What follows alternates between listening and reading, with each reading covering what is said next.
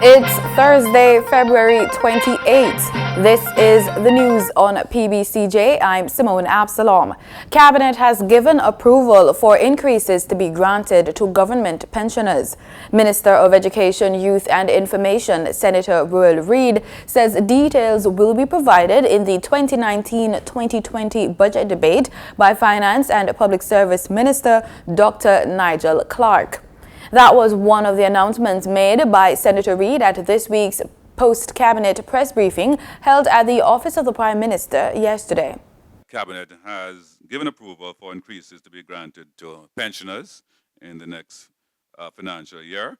This will be presented in more detail by the Honourable Minister of Finance and the Public Service, Honourable Nigel Clarke. You would have noted also that Cabinet approved the publication of a Citizen's Guide to the Budget 2019-2020.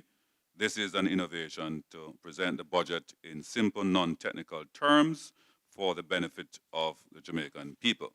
A heads of agreement for correctional workers was signed on Wednesday. Minister of Finance and Public Service Dr. Nigel Clarke, Deputy Financial Secretary Mr. Wayne Jones, Commissioner of Corrections, Ms. Ina Hunter, and Chairman of the Confederation of Corrections, Mr. Arlington Turner, as well as President of the University and Allied Workers Union, Senator Lambert Brown, signed the agreement. It will run for 2017 to 2021 contract period, with the Jamaica Federation of Corrections representing the correctional officers, levels 1 to 3. The agreement approved an increase to the salary of correctional officers of 5 to 4 and 5% respectively over the life of the agreement. While commenting on the importance of the role of the correctional service and correctional officers, the minister noted that, quote, "The Department of Correctional Services is strategically important and plays a transformative role in society," end quote. Senator Lambert Brown in his remarks expressed thanks to Minister Clarke for his role in the negotiations.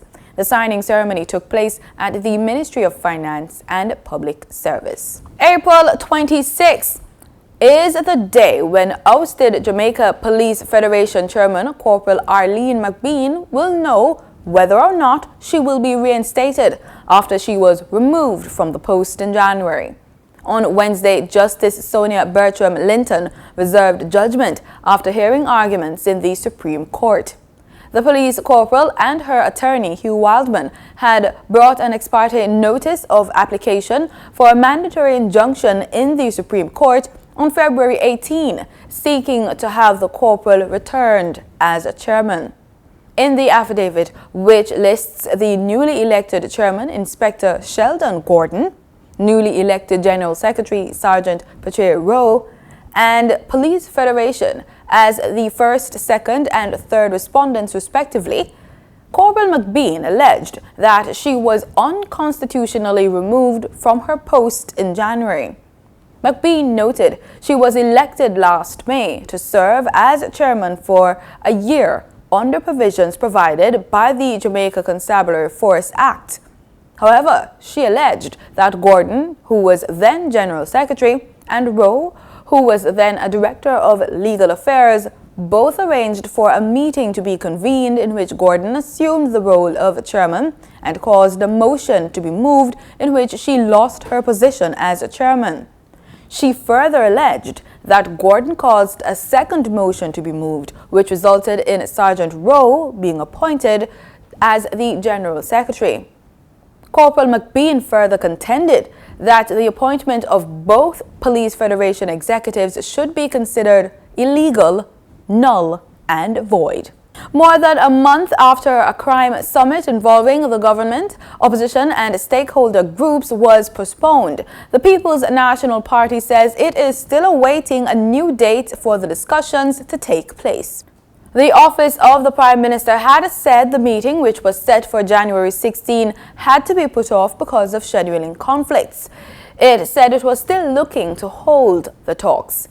On Friday, Prime Minister Andrew Holness said he was closely monitoring the return of lawlessness in the country, particularly St. James, following the ending of the anti-crime measure. Recent data provided by the police shows St. James has reported a 17% increase in murders when compared with the same period last year.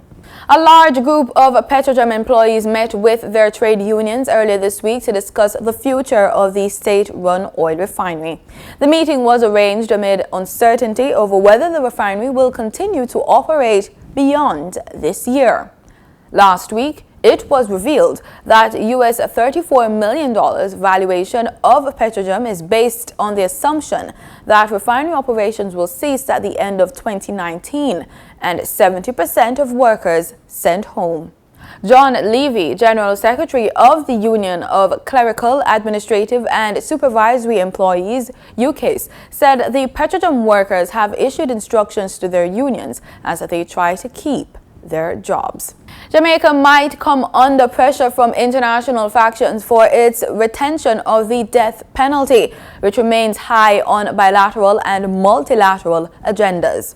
Addressing journalists after the opening ceremony of the 7th Death Penalty Congress, now underway in Brussels, Belgium, Vice President of the European Parliament, Pavel Telishka, made it clear that the European Parliament would not be intervening in any way that is incompatible with international and bilateral treaties. Jamaica and other Caribbean countries have not executed a convict in more than 30 years in some instances, but they have kept the death penalty law on their books. They also voted against the last United Nations General Assembly resolution calling for the universal suspension of the death penalty. Directors of local companies Black Market JA and Kimroy Bailey Group of Companies, Kimroy Bailey and Sharika Bailey, are being sought in relation to a fraud investigation being carried out by detectives from the Counter-Terrorism and Organized Crime Investigation Branch, CTOC. According to the Constabulary's Corporate Communications Unit, the investigation follows reports that several individuals conducted business with them and have not received their goods. A robotics engineer, Kimroy, rose to national prominence back in 2012 after copying the prestigious Prime Minister's Youth Award for Excellence. In 2012, during his final year at university, Bailey got the opportunity to merge his engineering skills and his passion for robots and renewable energy, creating the world's first robotic wind turbine, capable of maintaining production during a tropical storm. He was placed second in the Global Humanitarian Research Competition organized by the Institute of Electrical and Electronics Engineers. Motorists should see an increase at the pumps in the price of gasoline and diesel effective today, and that's according to the latest ex-refinery costs from Petro Jamaica. 87 and 90 octane gasoline will be sold for $127.27 and $130.11 per liter respectively, up by $1.78 each. Automotive diesel fuel will be sold for $135.43 per liter, following an increase of 31 cents, while ultra-low sulfur diesel is down by 2 cents and will be sold for $136.48 per liter. Meanwhile, kerosene decreased in price by 12 cents and will be sold for $112.62 per liter. Do remember, retailers will make their respective markups. The US dollar on Wednesday, February 27, ended trading at Jamaican $129.61, down by 57 cents. According to the Bank of Jamaica's daily foreign exchange trading summary, the Canadian dollar ended trading at $98.50, down from Jamaican $98.77, while the British pound sterling ended trading at $173.14, up from Jamaican $172.13. In regional news, an earthquake with a magnitude of 4.6 rocked several Caribbean islands early Wednesday morning, and that's according to the Trinidad-based Seismic Research Center of the University of the West Indies. The SRC said that the quake which occurred at 1:13 a.m. local time, was located at latitude 12.84 north, longitude 60.64 west, and at a depth of 22 kilometers.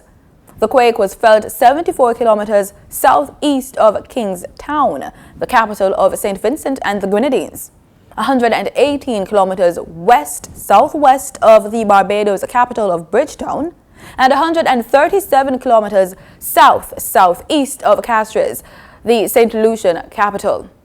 SRC said there were no immediate reports of injuries or destruction.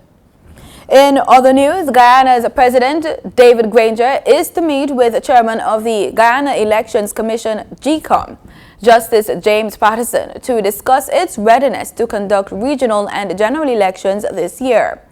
Mr. Granger also informed GECOM chairman that he intends to go to Parliament to secure the necessary funds for holding elections. In a February 21 letter to Mr. Granger, the GECOM chairman had indicated that the commission could not deliver credible elections within 3 months, and it would require appropriation of funds from the National Assembly. The main opposition, People's Progressive Party, has been calling for regional and general elections to be held no later than March 19. Now, based on that letter which the Elections Commission sent to him, the President felt it was necessary to consult with the Leader of the Opposition, and so he, in fact, instructed me to write the Leader of the Opposition, which I did today, and I pointed out that the President was inviting the Leader of the Opposition to a consultation on the 6th of March at 1100 hours at the Ministry of the Presidency, and the President indicated that he wanted to discuss 2 issues. One, the National Assembly's constitutional role in the present situation, and 2, the Guyana Elections Commission's readiness and requirements for funding to enable it to conduct general and regional elections.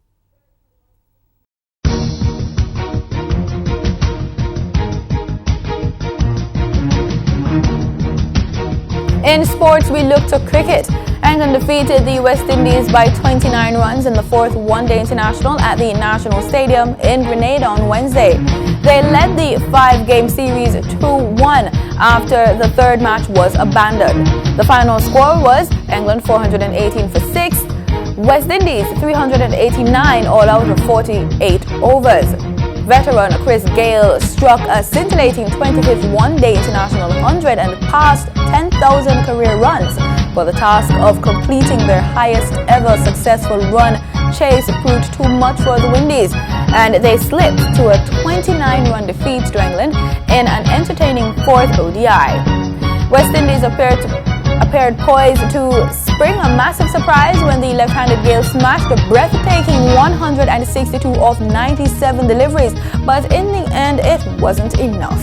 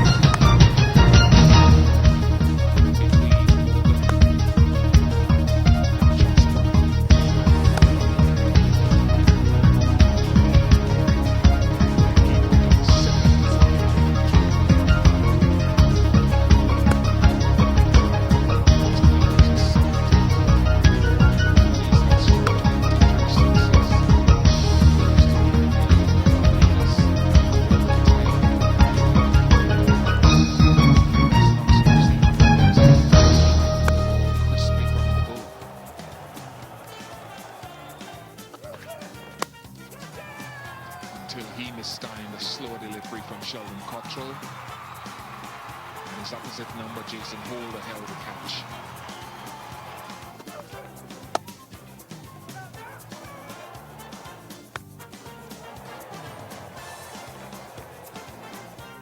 Butler continued to dominate. And then Stokes tried his best to live up to what had gone previously, which was always going to be difficult to do.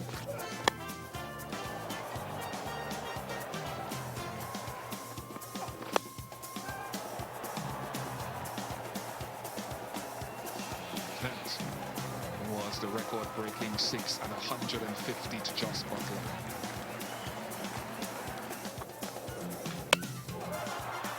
Then Brathwaite had revenge of sorts. And at the last ball of the innings, catch to headman. And that's the news on PBCJ. Thank you so much for watching. Remember, PBCJ is the People's Station.